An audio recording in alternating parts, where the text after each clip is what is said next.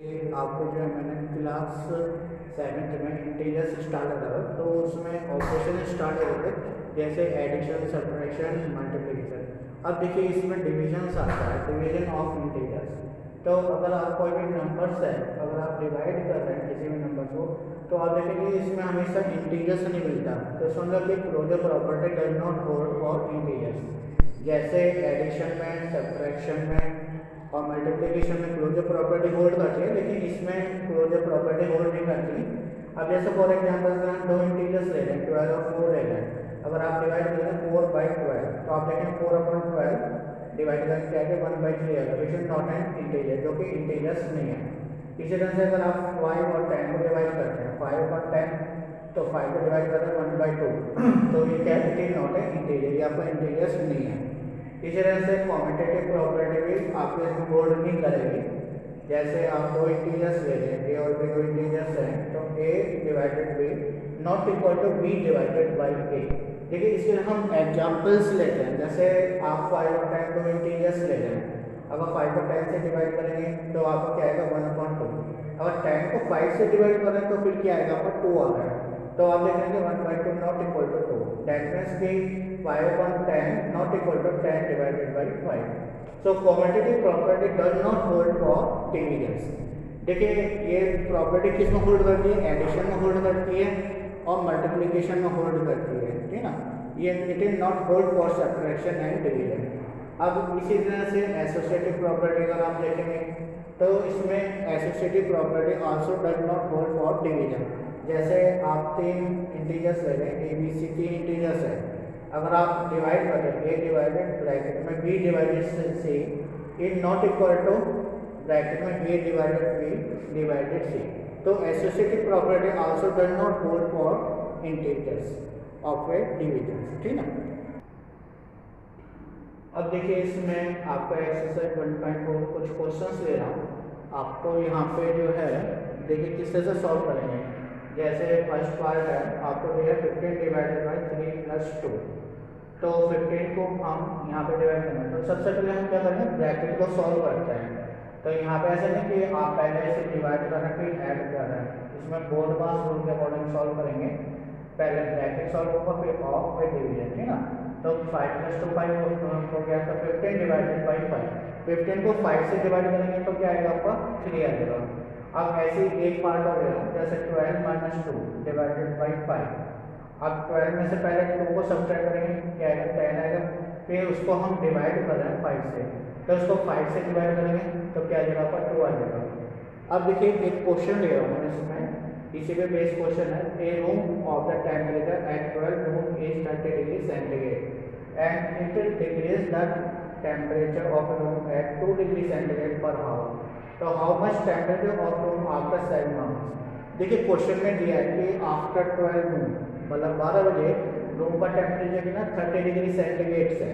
अब ये पर हावर 2 डिग्री सेंटीग्रेड क्या करता है, डिक्रीज करता है, मतलब टेम्परेचर घटता जाता है। अगर इंक्रीज करेगा तो आप क्या करेंगे, प्लस करेंगे, और अगर आपका टेम्परेचर डिक्रीज कर रहा है तो क्या करेंगे, आप माइनस करेंगे, ठीक ना। तो आपको होता है ना, what is the temperature of room after 7 hours।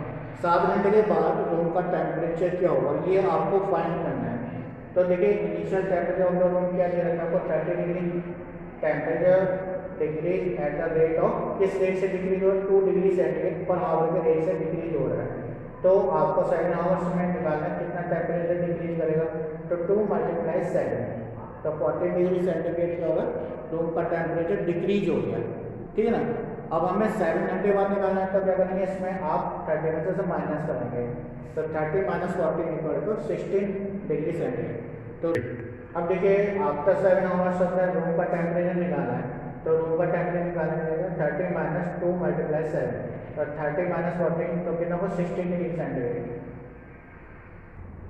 अब देखिए एक क्वेश्चन ले रहा हूँ मैं इसमें आपको। यहाँ पे भी है, Ram gives the 10 questions correct questions, 10 question correct देता है and each correct question 3 marks. हर एक क्वेश्चन पे से कितने मार्क्स मिलते हैं, 3 मार्क्स मिलते हैं हर एक क्वेश्चन पे। And 2 marks is deducted reduced या deducted for each wrong answer. अगर गलत आंसर देता है तो 2 मार्क्स क्या होता है, माइनस हो जाता है। तो अगर वो 4 रॉन्ग आंसर देता है तो उसका टोटल स्कोर निकालना कितना होगा, ठीक है ना। तो इस तरह क्वेश्चन आपका बुक में भी है, इस तरह से एक क्वेश्चन मैं यहाँ पे लेकर सॉल्व करा रहा हूँ। तो देखिए इसमें क्या करना है कि जैसे आपको हर एक करेक्ट क्वेश्चन है तो कितने मार्क्स होंगे, +3 मार्क्स होंगे। और उसने कितने क्वेश्चन दिए, 10 क्वेश्चन दिए हैं। तो 10 क्वेश्चन के अकॉर्डिंग कितने मार्क्स हो जाएंगे सर, 10 × 3 13 वो करेक्ट क्वेश्चन मार्क्स मिल रहे हैं फॉर 10 करेक्ट क्वेश्चन के अकॉर्डिंग। अब he give the wrong answer for -2। ईच क्वेश्चन के लिए से कितने 2 मार्क्स माइनस हो रहे हैं। अब कितने रॉन्ग आंसर दे रहे हैं, वो 4 क्वेश्चन रॉन्ग दे रहे हैं। तो उसके अकॉर्डिंग 4 × 2 तो कितना हो गया, -8 हो गया।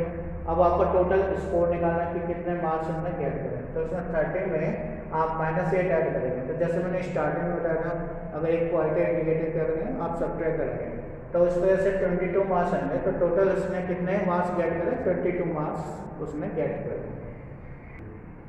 अब देखिए आपका नेक्स्ट चैप्टर स्टार्ट कर रहा हूँ, इसमें आपका जो है फ्रैक्शन एंड डेसिमल्स आता है। तो देखिए फ्रैक्शंस क्या होता है, ये आपने 6th क्लास में भी पढ़ा था। फ्रैक्शन होते हैं जो आपका P/Q की फॉर्म में होते हैं, ठीक है ना। तो उनको हम फ्रैक्शन बोलते हैं। जैसे 1/2 हो गया, 2/3 हो गया। अब जैसे आप एक सेब ले रहे हो, अब उसे हाफ पार्ट में डिवाइड कर रहे हो, तो जो आधा पार्ट है वो क्या कहलाएगा, 1/2। तो वो हाफ हो गया फ्रैक्शन, है ना। फ्रैक्शन का कितना पार्ट आप ले रहे हैं। इसी तरह से अगर आप सेब है उसे आप 4 पार्ट्स में डिवाइड करें तो ईच पार्ट इज जो है it is called the fraction. वो आपको क्या कहलाता है, फ्रैक्शंस कहलाता है। जैसे 1/4। और अगर आप सेम ही उसी एप्पल्स को अगर आप 8 पार्ट्स में डिवाइड करते हैं तो ईच पार्ट क्या कहलाएगा, आपका फ्रैक्शन कहलाएगा। तो वो 1/8 के इक्वल होगा। तो 1 में कितना पार्ट है तो वो आपका क्या कहलाता है, फ्रैक्शंस कहलाता है। तो देखिए इसमें आपने 2 टाइप के फ्रैक्शन होते हैं, इम्प्रॉपर फ्रैक्शन होता है, इम्प्रॉपर फ्रैक्शन होता है, जो आपने क्लास 6 में भी पढ़ा था। तो इम्प्रॉपर फ्रैक्शन क्या होता है, जिसमें न्यूमरेटर ग्रेटर है डिनोमिनेटर। न्यूमरेटर जो है डिनोमिनेटर से ग्रेटर होता है, उसे हम क्या बोलते हैं, इम्प्रॉपर फ्रैक्शन बोलते हैं। जैसे 7/3, 5/2, 8/5। तो आप देखेंगे इसमें न्यूमरेटर जो है डिनोमिनेटर से बड़ा है। फिर इसमें नेक्स्ट आपका आता है प्रॉपर फ्रैक्शन। प्रॉपर फ्रैक्शन कौन सा होता है, ए फ्रैक्शन जिसमें आपको न्यूमरेटर पार्ट है डिनोमिनेटर पार्ट से कम होता है। जैसे for example 2/5, 4/7, 5/9 and so on. तो इस तरह के जो फ्रैक्शंस कहलाते हैं उसको हम लोग क्या बोलते हैं, प्रॉपर फ्रैक्शंस बोलते हैं, ठीक है।